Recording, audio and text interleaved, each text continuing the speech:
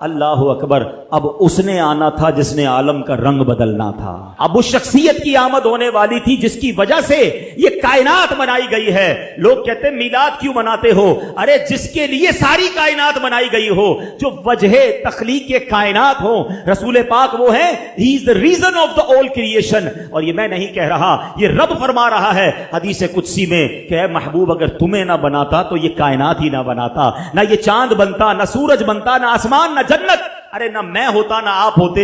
جس کی وجہ سے میں اور آپ دنیا میں آئے ہیں، جب اس کی ولادت کی باری آ رہی ہے تو دیکھو دنیا کا رنگ کیسے بدلا جا رہا ہے، دنیا کو میسج کیا جا رہا ہے۔ 55 دن پہلے پوری دنیا میں یہ شور مچ گیا کہ مکے میں ایک ایسا واقعہ ہوا ہے کہ اب کعبے والوں کو کوئی نہیں ہرا سکتا، اب کعبے کا رکھوالا آنے والا ہے، اب کعبے کو عزت دینے والا آ رہا ہے، کعبے سے بت نکال کر اس کے طواف کو تقدس کے ساتھ جاری کرنے والا آ رہا ہے۔ شاعر کہتے ہیں نا، آئی نئی حکومت سکہ نیا چلے گا، آئی نئی حکومت سکہ نیا چلے گا، عالم نے رنگ بدلا، صبح شب ولادت مبارک ہو، وہ شاہ پردے سے باہر ہونے والا ہے، گدائی کو زمانہ جس کے در پر آنے والا ہے۔ اللہ اکبر، یہ واقعہ نبی پاک کی ولادت سے 55 دن پہلے ہوتا ہے، اور پھر 12 ربیع الاول کا وہ مبارک دن تشریف لاتا ہے کہ جب نبی پاک علیہ السلام صبح صادق کے وقت پیر کا دن ہوتا ہے اور اس دنیا میں مکہ پاک میں تشریف لاتے ہیں۔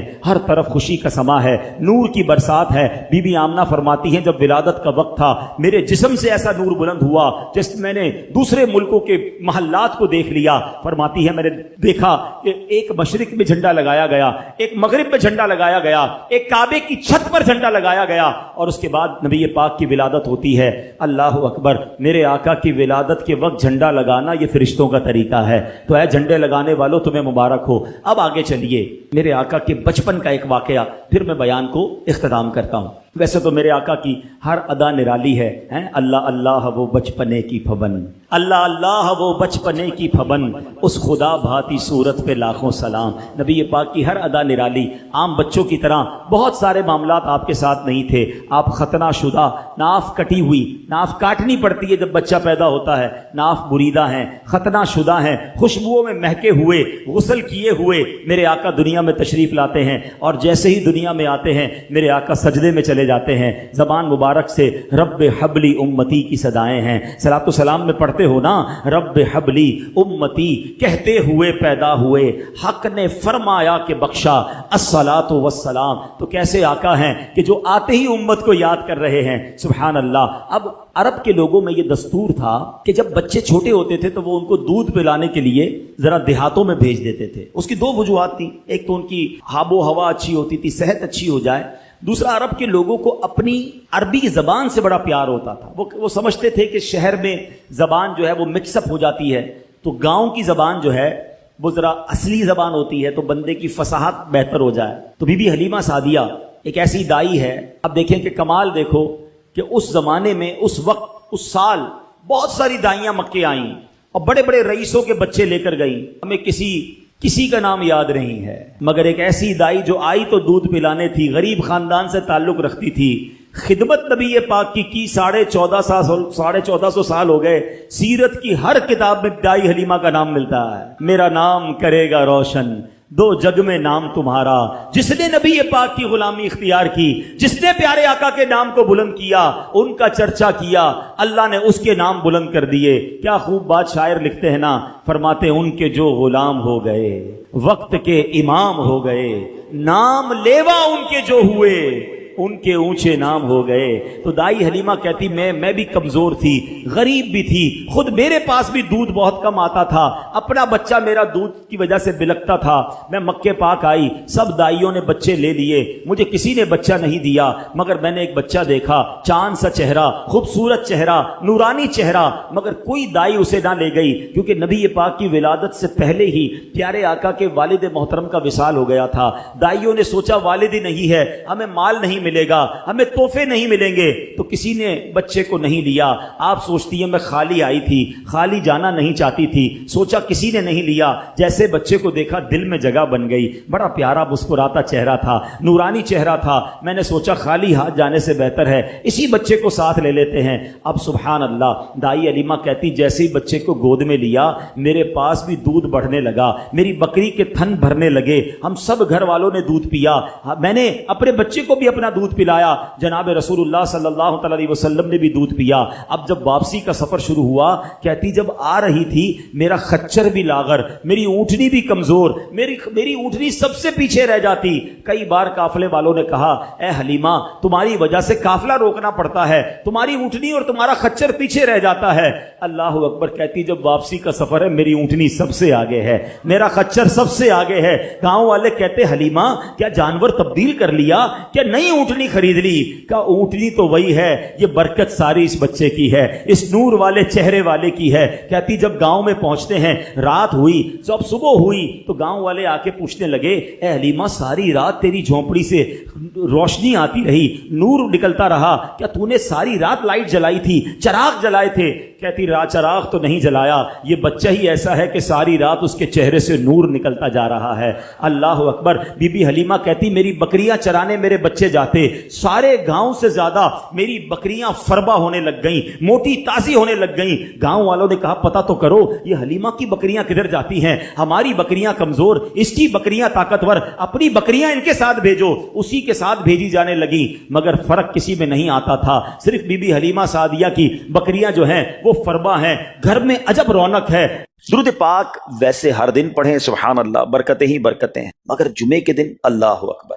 آپ جب درود کے فضائل احادیث کی کتابوں میں دیکھتے ہیں نا تو باقاعدہ الگ چیپٹر باندھا محدثین نے, یعنی عام درود پاک کے فضائل لکھے, پھر ایک آپ کو درود پاک کی فضیلت کی کتاب میں الگ چیپٹر ملے گا کہ جمعے کے دن درود پڑھنے کے فضائل. یعنی اتنی حدیثیں ہیں اسپیشلی فرائیڈے کے لیے, جمعے کے دن کے لیے. بڑی مشہور حدیث میرے آقا علیہ الصلوۃ والسلام فرماتے ہیں جس کا مضمون ہے کہ جو کوئی شخص جمعہ کے دن 200 بار درود پاک پڑھے اس کے 200 برس کے گناہ معاف کر دیے جاتے ہیں.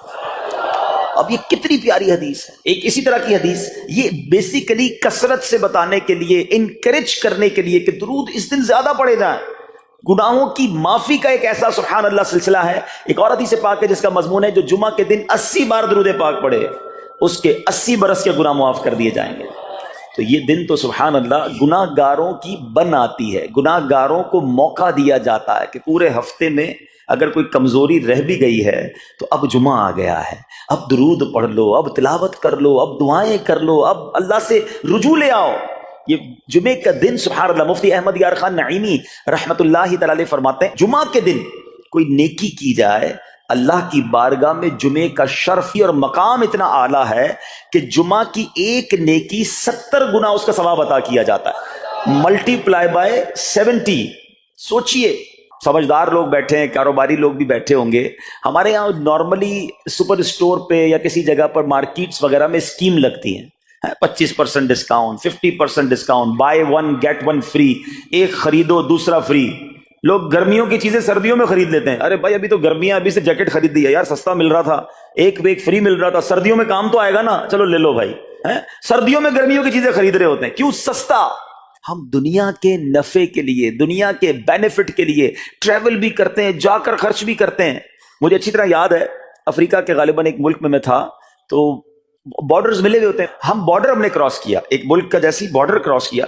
بارڈر کراس کرتے ہی ایک بہت بڑا, ویرانہ تھا لیکن بہت بڑا شاپنگ مال بنا ہوا اور گاڑیوں کی قطاریں. تو میں نے اسلامی بھائی سے پوچھا یار اس ویرانے میں اتنا بڑا شاپنگ مال اور اتنی گاڑیاں؟ تو انہوں نے وجہ بتائی, کیا بتائی؟ کہتے ہیں جس ملک کے بارڈر کے ساتھ یہ سٹور ہے نا, اس ملک میں ٹیکس ہے, یہ ملک ٹیکس فری ہے. اچھا, اس ملک نے اپنے بزنس کو چلانے کے لیے اپنے ملک کے اندر مال بنے ہوں گے, ایک اسپیشل مال یہاں بنا دیا تاکہ اس ملک والے سفر کر کے آئیں اور پورے مہینے کا سامان اس سٹور سے لے کے واپس چلے جائیں, صرف ٹیکس بچانے کے لیے. ایک مہینے کا سامان, اچھا گاڑیوں کی لائنیں. اب بتاؤ یار, ہم دنیا کمانے کے لیے, سفر کرنے کے لیے تیار ہیں, نفع کمانے کے لیے وقت دینے کے لیے تیار ہیں. ہر جمعے اسکیم اناؤنس ہے, ایک نیکی کرو 70 گنا ثواب کماؤ گے. بتاؤ کیا ذہن ہونا چاہیے کہ یار بس جمعے کا دن تو قرآن پڑھوں گا، درود پڑھوں گا، صدقہ کروں گا. سبحان اللہ، ڈھونڈ ڈھونڈ کے ہمارے صحابہ علیہم رضوان ڈھونڈ ڈھونڈ کے نیک اعمال کرتے تھے کہ یہ بھی عمل کر لوں، یہ بھی کر لوں، اور جمعے کے دن اسپیشلی. تو اللہ کرے ذہن میں یہ بات بیٹھ جائے کہ میں نے جمعے کو زیادہ نیکیاں کرنی ہیں.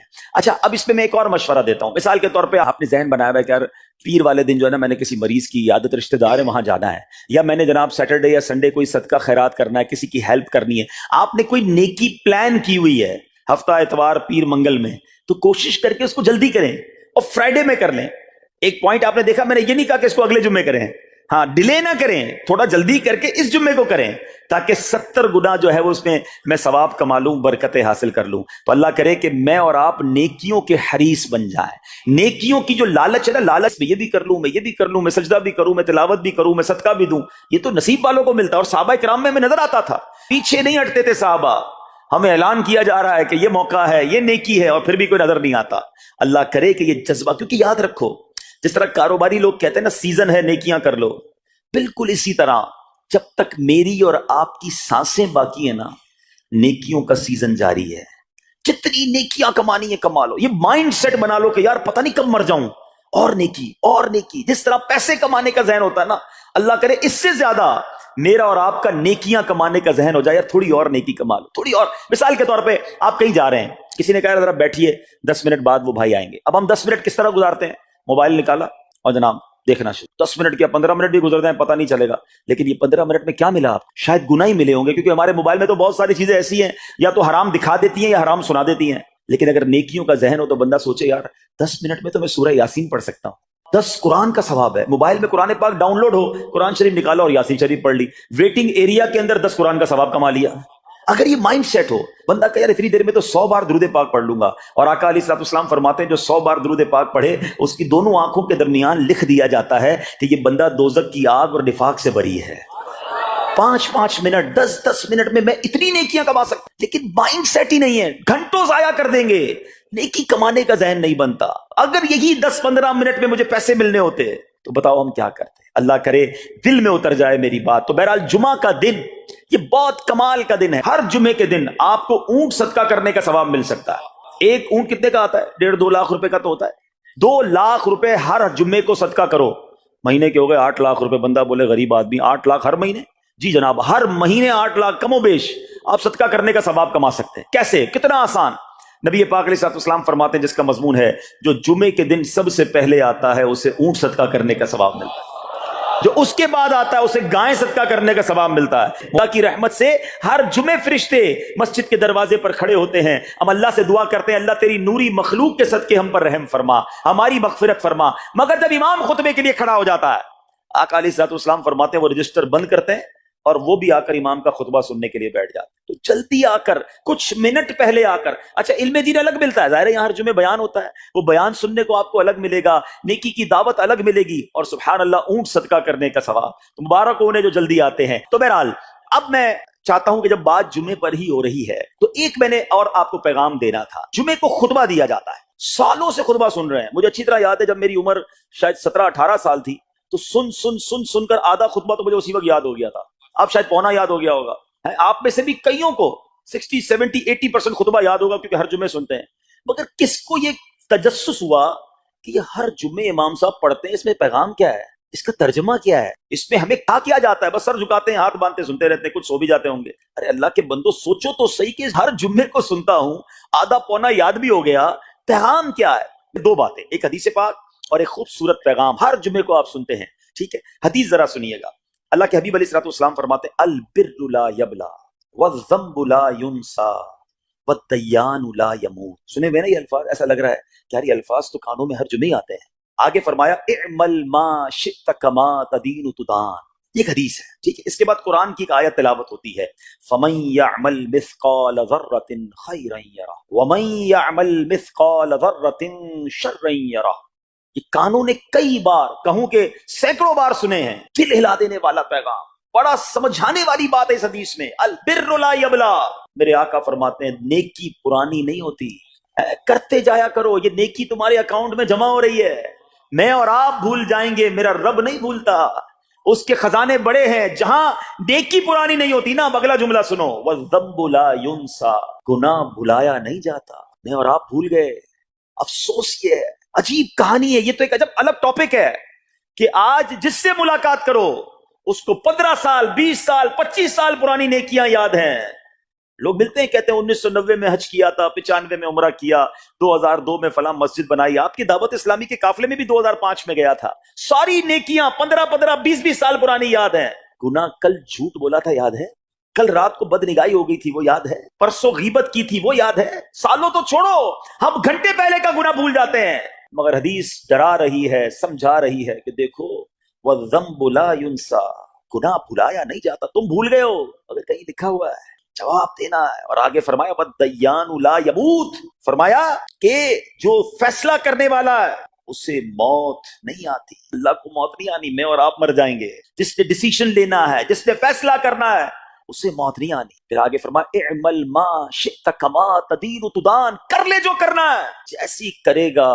پھر قرآن کی یہ آیتیں سمجھا رہی ہیں وَمَن يَعْمَلْ مِثْقَالَ ذَرَّةٍ خَيْرًا يَرَهُ، جو ذرہ بھر نیکی کرے گا، بھلائی کرے گا، وہ دیکھے گا. وَمَن يَعْمَلْ مِثْقَالَ ذَرَّةٍ شَرًّا يَرَهُ، کہ جو ذرہ بھر برائی کرے گا. اتنا شاندار جمعے کا پیغام ہر جمعے خطبے میں دیا جاتا ہے. اللہ کرے یہ دل کی گہرائیوں میں اتر جائے. دروازہ بند کر کے، اندھیرا کر کے، اکیلے میں گناہ کرنے والا سوچے کہ ٹھیک ہے دنیا میں کوئی نہیں دیکھ رہا مگر میرا رب دیکھ رہا ہے، مجھے اس ذرہ بھر گناہ کا بھی جواب دینا پڑے گا. لوگ کہتے ہیں چھوٹی سی بات ہے یار، چھوٹا سا گناہ ہے، ٹھیک ہے چلتا ہے، سبھی تو کرتے ہیں. نہیں جناب، وہ نقطہ نواز ہے.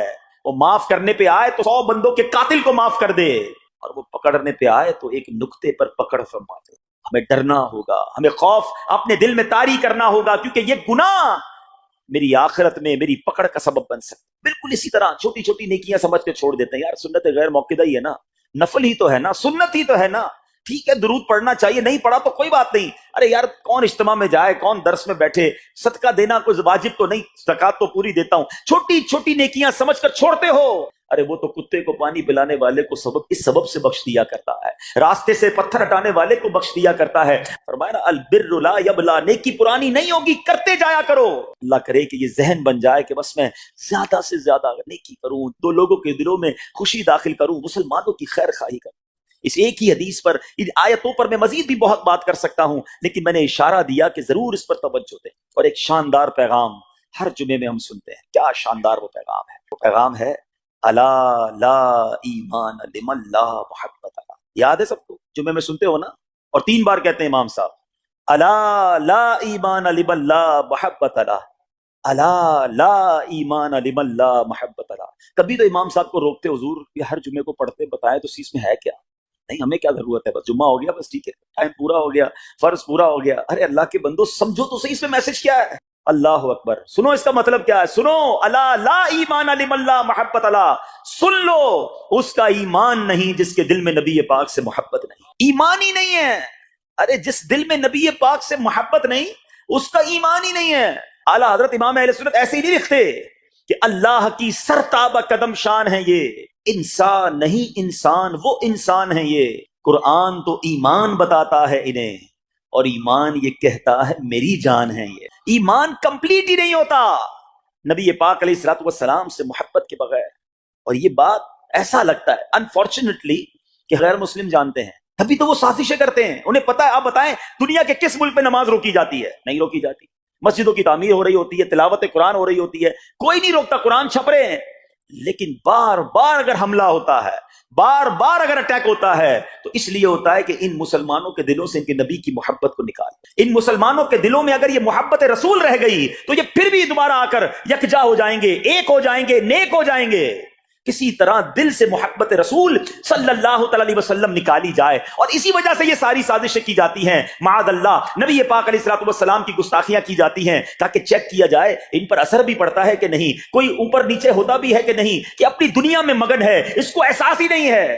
میٹھے اسلامی بھائیوں، دنیا کا دستور ہے جب کسی چیز کی ڈیفیشینسی ہو جائے نا تو اس کی ایفیشینسی بڑھائی جاتی ہے. مثال کے طور پہ کسی کے جناب جسم میں وٹامن ڈی کم ہو, ہم کیا کرتے ہیں, وٹامن ڈی کی ٹیبلٹس لے کر اس کو پھر بڑھاتے ہیں. کیلشیم کی کمی ہو, ڈاکٹر کہتا ہے بھائی تھوڑی کیلشیم کی دوائی پیو, تمہارے اندر کیلشیم کی کمی ہو رہی ہے. جب کسی چیز کی کمی کی جائے اس کو بڑھانے کی کوشش کی جاتی ہے. اگر یہ دنیا کے چند لوگوں کا یہ پلان ہے کہ مسلمانوں کے دلوں سے عشق رسول نکالو, تو اب میرا اور آپ کا کام یہ ہے کہ انشاءاللہ عشق رسول کو اب اضافہ کریں گے, اب نبی پاک کی محبت میں اور اضافہ کریں گے, سرور کائنات علیہ الصلوۃ والسلام کی محبت میں زندگی گزاریں گے, خود بھی سچے عاشق رسول بنے, اپنی نسلوں کو عاشق رسول بنائیں. اللہ سلامت رکھے میرے پیر و مرشد کو. 30 سال پہلے, یہ آج کل کا شعر نہیں ہے, اب بچپن سے یہ نعت سن رہے ہیں, کم و بیش 25-30 سال پہلے میرے مرشد نے کیا پیاری التجا پیش کی, اپنی نسلوں کے لیے کیا ہمیں پیغام دیا. کہتے میری آنے والی نسلیں تیرے عشق ہی میں مچلیں, میری آنے والی نسلیں تیرے عشق ہی میں مچلیں, انہیں نیک تم بنانا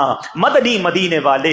یہ ہے پیغام دعوت اسلامی کا کہ ہم بھی عاشق رسول بنیں, کسی صورت ہمارے دل سے عشق رسول کم نہ ہو, اور جناب ہماری نسلوں میں ہم عشق رسول اتاریں. تو مجھے اور آپ کو اس ڈیفیشینسی کو ایفیشینسی میں, اس میں اضافے کا اہتمام کرنا ہوگا. اب آئیے دیکھتے طریقے کیا ہیں, کیسے عشق رسول بڑھے گا, کیسے دلوں میں محبت رسول بڑھے گی. کیونکہ جمعے کا یہ اعلان ہر جمعے سنتے ہو, الا لا ایمان لمن لا محبت اللہ, وہ ایمان ہی کامل نہیں ہے, وہ ایمان ہی کمپلیٹ نہیں ہے جس دل میں عشق رسول نہیں ہے. تو عشق رسول بڑھے گا کیسے جناب؟ تو دنیا کا بڑا سمپل فارمولا ہے کہ عشق بغیر اطاعت کے کمپلیٹ ہی نہیں ہوتا. دنیا میں بھی آپ جس سے محبت کریں, ہو ہی نہیں سکتا کہ آپ جس سے محبت کریں اس کی بات نہ مانیں, کہ میں آپ سے محبت بڑی کرتا ہوں مانوں گا ایک بھی نہیں آپ کی. نہیں جناب, جس سے محبت ہوتی ہے بندہ کہتا ہے آپ کے لیے جان حاضر ہے, آپ حکم تو کریں, آپ کا فرمان سر آنکھوں پر, یہ دنیا کا دستور ہے.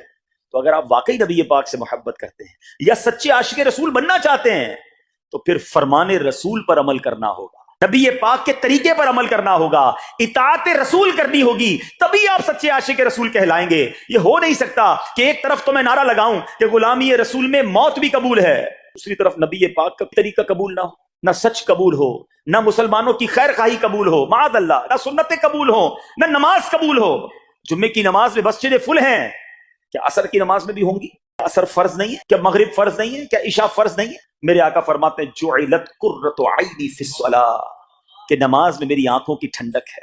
ایک دوست نے اپنے دوسرے دوست سے قرض لیا, اور قرض لینے کے بعد جو ٹائم تھا وہ پورا ہو گیا. اب پیسے اس نے نہیں لوٹائے, بڑی کوشش کی اس نے کہ بھائی میری رقم واپس دے دیں, اس نے نہیں دیا. اب وہ یہ کیس لے کر عدالت میں چلا گیا, اور جج صاحب سے جا کر اس نے کہا کہ اس نے میرے پیسے دینے اور یہ میری رقم نہیں لوٹا رہا. جج صاحب نے کہا کہ تمہارے پاس 30 دن ہیں, ودن 30 days تم نے اس کے پیسے واپس لوٹانے ہیں, ورنہ پھر تمہارے خلاف فیصلہ ہو جائے گا. تو وہ شخص گھر گیا.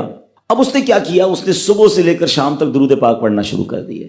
1 دن 2 دن 3 دن 27 دن ہو گئے, وہ درود پڑھتا رہا اور انتظار کرتا رہا. پیسے تو تھے نہیں, 30ویں دن عدالت میں پیش ہونا تھا. 27 دن گزر گئے, 28ویں رات آ گئی. خواب میں اس کو کسی نے آواز دی کہ گھبراؤ نہیں, تمہارا قرض ادا ہو جائے گا. اگلے دن پھر درود پاک پڑھتا رہا. اب نبی پاک کی خواب میں زیارت ہوئی. آقا علیہ الصلوۃ والسلام تشریف لائے, فرمایا گھبراؤ نہیں, تمہارا قرض ادا ہو جائے گا. تم علی بن عیسیٰ وزیر کے پاس جاؤ اور اس سے کہو وہ تمہارا قرض ادا کر دے گا. اب جب صبح اٹھا تو بہت خوش کہ نبی پاک کی زیارت مجھے ہو گئی.